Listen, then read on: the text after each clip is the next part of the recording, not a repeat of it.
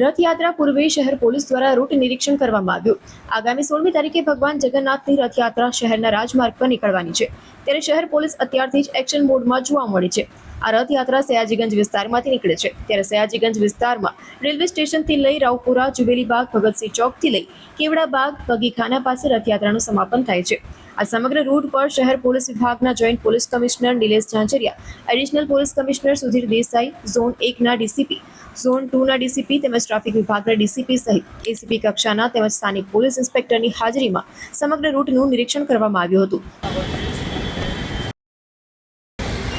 આગામી સમયમાં 16 તારીખે અષાઢી બીજના દિવસે છે તે રથયાત્રાનું આયોજન કરવામાં આવતું હોય છે અને વડોદરા શહેરમાં ઇસ્કોન કમિટી દ્વારા આ રથયાત્રા છે એ સયાજીગંજથી શરૂ કરી અને બરોડા હાઈસ્કૂલ સુધી એ રથયાત્રાનું આયોજન કરવામાં આવતું હોય છે। અત્યારે અમે અમારા સિનિયર અધિકારી જોઈન્ટ સીપી, સેક્રેટરી સાહેબ, ડીસીપી સાહેબ, ટ્રાફિકના ડીસીપી સાહેબ તેમજ બીજા એસીપી સાહેબ સાથે સયાજીગંજથી કાલાઘોડાથી કોઠીથી પદ્માવતી શોપિંગ સેન્ટર, ત્યાંથી માર્કેટ 4 રસ્તા, ભગતસિંહ ચોક, જયરત્ન 4 રસ્તા અને બગીખાના સુધી છે સમગ્ર રૂટ છે તેનું નિરીક્ષણ માટે પેટ્રોલિંગ કરવામાં આવ્યું હતું।